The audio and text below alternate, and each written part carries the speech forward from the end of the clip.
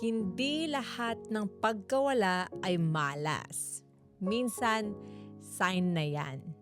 Minsan, inuunahan ka na ng buhay mag-let go kahit hindi ka pa ready. May umaalis, tao, opportunity, routine, at masakit kasi sanay ka na. Pero truth, hindi yon punishment. Protection yon. Kaya may mga bagay na tinatanggal sa buhay mo para may space sa mas aligned na tao, mas tamang opportunity at mas matibay na version mo. Hindi papasok ang bago kung puno ka pa ng mga bagay na hindi na para sa future mo. Ang pagbitaw, hindi kabiguan. It's growth with intention.